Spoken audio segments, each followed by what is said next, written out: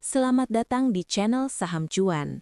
Sebelum kita mulai, saya ingatkan kembali bahwa seluruh konten dalam video ini bersifat edukasi, bukan ajakan membeli atau menjual saham. Setiap keputusan investasi sepenuhnya berada di tangan Anda masing-masing. Hari ini, kita akan membedah salah satu saham yang mengalami lonjakan luar biasa dalam 1 tahun terakhir, yaitu saham PADI. Secara fundamental, laba perusahaan melonjak ratusan hingga ribuan persen, margin sangat besar, dan neraca keuangan terlihat sehat tanpa tekanan utang. Namun, di sisi lain, secara valuasi, saham ini sudah dihargai sangat mahal, dan secara teknikal, pergerakan harganya sudah memasuki fase volatilitas tinggi setelah kenaikan hampir 1000%. Pertanyaannya sekarang bukan lagi apakah PADI perusahaan bagus atau tidak.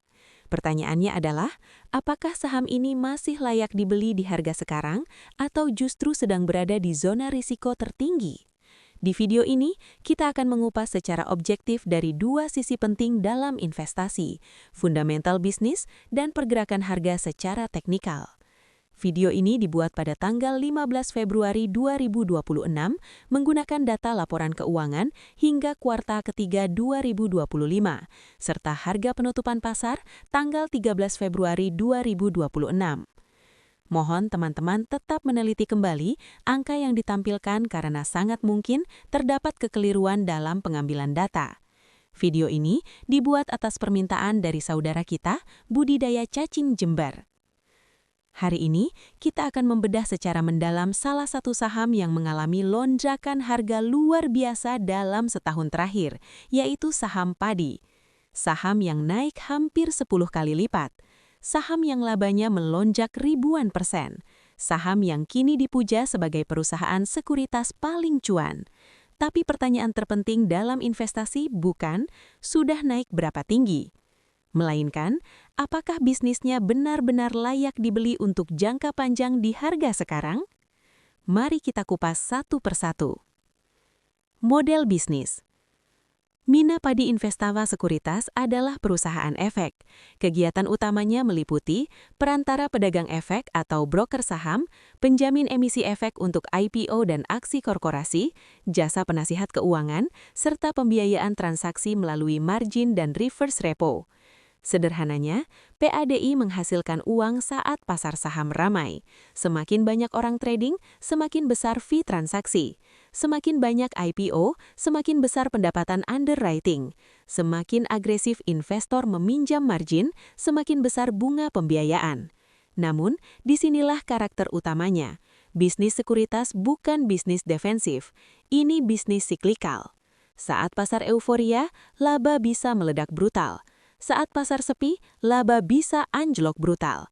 Artinya, PADI sangat bergantung pada kondisi psikologi pasar. Ini bukan perusahaan yang labanya stabil seperti consumer goods atau utilitas. Ledakan kinerja keuangan. Sekarang kita lihat pertumbuhan kinerjanya. Pendapatan TTM mencapai 58 miliar rupiah. Tumbuh kuartalan year on year lebih dari 455%. Laba bersih TTM mencapai 40 miliar rupiah. EPS melonjak lebih dari 1000%. Ini angka yang sangat spektakuler. Secara kasat mata, ini terlihat seperti perusahaan growth luar biasa. Namun, sebagai investor fundamental, kita harus bertanya lebih dalam. Apakah ini pertumbuhan struktural jangka panjang atau hanya lonjakan siklus saat pasar sedang panas? Dalam sejarah industri sekuritas, setiap bull market besar selalu menciptakan broker bintang sesaat, tapi hanya sedikit yang bisa mempertahankan laba saat market turun. Lonjakan laba PADI saat ini sangat besar kemungkinannya dipicu, volume transaksi yang melonjak, banyak aksi korporasi, spekulasi saham kecil, bukan karena inovasi bisnis berkelanjutan. Margin super tinggi. Operating margin PADI mencapai 88%, net profit margin mencapai 82%. Angka ini luar biasa tinggi, namun ini khas bisnis sekuritas. Pendapatan berbasis fee hampir tanpa biaya produksi. Masalahnya, margin tinggi di sektor ini tidak stabil. Saat market sepi, pendapatan bisa turun drastis. Margin ikut runtuh. Jadi margin besar hari ini bukan jaminan masa depan. Return on equity dan efisiensi. ROE PADI berada di kisaran 22%, ROA hampir 15%, ROIC sekitar 22%. Ini menandakan modal digunakan sangat efisien. Manajemen cukup cakap mengkonversi aset menjadi laba. Namun, sekali lagi, efisiensi ini terjadi di tengah siklus bullish, belum teruji saat kondisi pasar bearish. Neraca keuangan. Ini bagian paling positif dari PADI. Utang sangat rendah, debt to equity hanya 0,08. Total liabilitas hanya sekitar 48% dari ekuitas. Cash 12 miliar, total utang sekitar 14 miliar, hampir netral. Altman Z-score di atas 10, menandakan perusahaan sangat aman dari risiko kebangkrutan. Artinya, tidak ada tekanan keuangan, tidak tercekik bunga, tidak berbahaya dari sisi solvabilitas. Secara struktur keuangan, sehat. Kualitas laba dan cash flow. Sekarang bagian yang sering diabaikan investor retail. Laba bersih TTM 40 miliar rupiah. Cash flow operasi hanya 8 miliar. Artinya hanya 20% laba yang benar-benar jadi uang tunai. Ini sinyal penting.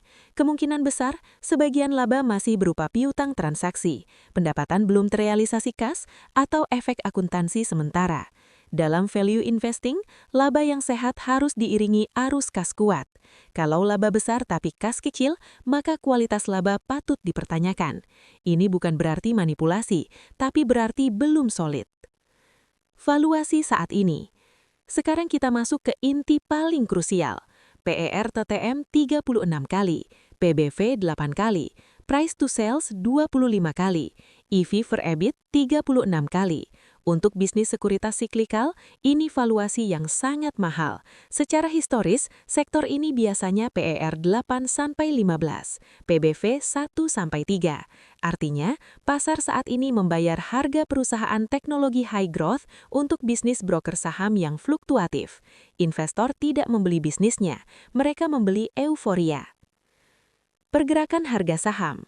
Dalam setahun, harga naik dari sekitar Rp12 ke sekitar Rp200, naik hampir 1000%. Ini bukan pergerakan value investing, ini adalah momentum spekulatif. Biasanya didorong FOMO, bandar play, rotasi saham panas, cerita laba melonjak, bukan akumulasi jangka panjang institusi besar. Analisis risiko jangka panjang. Risiko terbesar PADI, ketergantungan pada siklus pasar, valuasi terlalu mahal, cash flow belum solid, potensi penurunan laba saat market mendingin.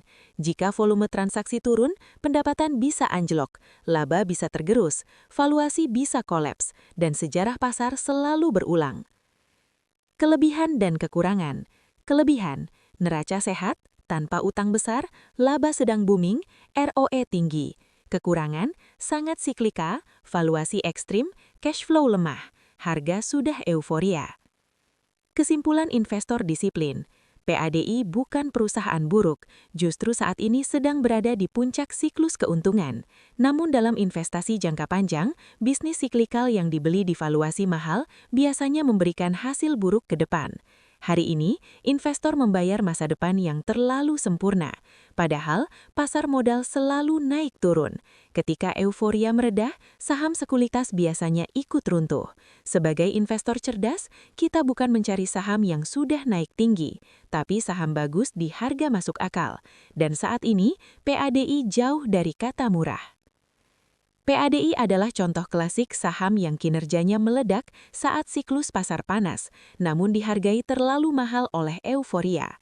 Bagi trader momentum, ini bisa menjadi peluang, namun bagi investor jangka panjang konservatif, risikonya sangat besar.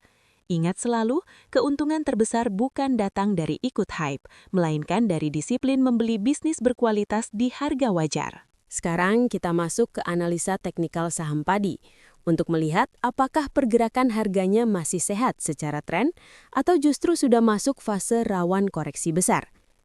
Dalam dunia teknikal, yang kita amati bukan hanya arah harga, tetapi juga kekuatan momentum dan psikologi pelaku pasar. Selama 1 tahun terakhir, padi mengalami kenaikan luar biasa. Harga melonjak dari belasan rupiah hingga menembus area Rp200.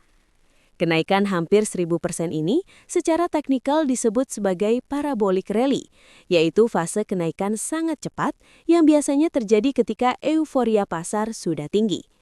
Pada fase ini, harga memang bisa terus naik, tetapi resikonya juga meningkat drastis. Karena semakin curam sebuah tren naik, semakin besar pula potensi koreksi tajam ketika momentum melemah. Tanda awal pelemahan mulai terlihat dalam 1 bulan terakhir. Harga terkoreksi lebih dari 30% dalam waktu singkat. Dalam tren naik yang sehat, koreksi biasanya hanya sekitar 10 hingga 20%. Ketika koreksi sudah menembus 30%, itu sering menjadi sinyal bahwa tekanan jual mulai dominan. Ini biasanya terjadi saat pelaku besar mulai distribusi dan pembeli baru mulai kehilangan keberanian masuk di harga tinggi. Sekarang kita bahas area teknikal penting. Zona support kuat pertama berada di kisaran 150 hingga 160 rupiah. Area ini merupakan bekas konsolidasi sebelum harga melakukan lonjakan besar. Jika harga mampu bertahan di zona ini, masih ada peluang rebound teknikal. Namun jika level ini jebol, tekanan jual biasanya meningkat cepat. Support berikutnya berada di area 100 hingga 110 rupiah. Ini merupakan zona psikologis sekaligus retracement besar dari tren naik sebelumnya. Jika area ini tembus, biasanya menandakan tren parabolik sudah berakhir. Dalam kondisi seperti ini, koreksi bisa berlanjut jauh lebih dalam. Support ekstrim berada di kisaran 60 hingga 70 rupiah. Ini adalah area awal akselerasi harga. Jika sampai ke sini, berarti saham telah terkoreksi lebih dari 60% dari puncaknya. Dan dalam sejarah teknikal, koreksi seperti ini sangat umum terjadi setelah fase euforia. Sekarang kita lihat sisi resistance. Zona 220 hingga 224 rupiah adalah puncak tertinggi harga. Area ini merupakan supply zone kuat, di mana banyak investor mengambil keuntungan. Selama belum ada breakout yang disertai volume besar dan konsolidasi sehat, setiap kenaikan ke area ini rawan ditolak kembali. Dari sisi momentum, kita juga melihat perubahan karakter pergerakan. Koreksi semakin dalam, pantulan semakin pendek, dan volatilitas semakin liar. Ini adalah ciri khas momentum yang mulai melemah. Biasanya terjadi ketika buyer mulai kelelahan, sementara seller semakin agresif. Secara psikologi market, pergerakan padi sangat mirip pola klasik saham euforia. Fase akumulasi sepi, breakout awal, rally kuat, euforia retail, volatilitas tinggi, lalu potensi distribusi besar. Saat ini padi kemungkinan besar sudah berada di fase akhir rally, bukan di awal tren.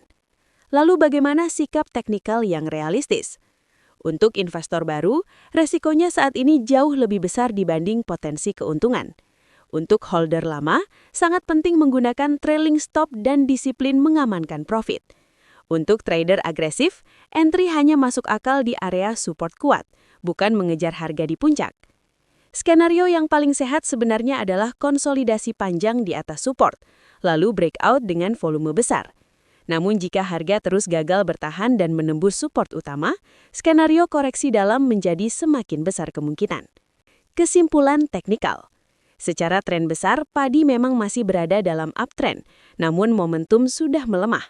Volatilitas meningkat, dan resiko distribusi mulai terlihat jelas. Area 200-an menjadi zona rawan jual, sementara 150 dan 100 rupiah adalah level krusial yang harus dipertahankan. Jika level ini jebol, koreksi tajam sangat mungkin terjadi. Secara teknikal, padi masih dalam tren naik besar, namun tanda-tanda perlemahan momentum sudah sangat jelas. Koreksi tajam terakhir mengindikasikan tekanan jual mulai mendominasi. Selama resistance di area puncak belum ditembus kuat dan support utama rawan jebol, resiko penurunan jauh lebih besar dibanding potensi kenaikan lanjutan. Artinya peluang mungkin masih ada, tetapi bahaya sudah semakin dekat. Setelah kita membedah padi secara fundamental dan teknikal secara menyeluruh, kita bisa menarik satu kesimpulan besar. Secara fundamental, padi bukan perusahaan buruk. Perusahaan sedang menikmati lonjakan laba besar, neraca keuangan sehat, dan efisiensi modal yang tinggi. Namun lonjakan ini sangat dipengaruhi oleh siklus pasar modal yang sedang panas. sementara kualitas cash flow belum sekuat pertumbuhan labanya. Di saat yang sama, secara valuasi saham ini sudah masuk kategori sangat mahal untuk bisnis sekuritas yang sifatnya siklikal. Dari sisi teknikal, tren besar memang masih naik, tetapi momentum sudah mulai melemah. Volatilitas meningkat, dan resiko koreksi dalam jauh lebih besar dibandingkan potensi kenaikan lanjutan. Artinya, padi saat ini lebih cocok untuk trader beresiko tinggi daripada investor jangka panjang konservatif. Dalam investasi, bukan saham yang paling cepat naik yang memberikan hasil terbaik, melainkan saham berkualitas yang dibeli di harga wajar dengan manajemen resiko yang disiplin. Dan untuk saat ini, padi lebih mencerminkan euforia pasar daripada peluang value investing. Terima kasih sudah menonton channel Saham Cuan. Semoga analisa ini membantu Anda menjadi investor yang lebih rasional dan bijak.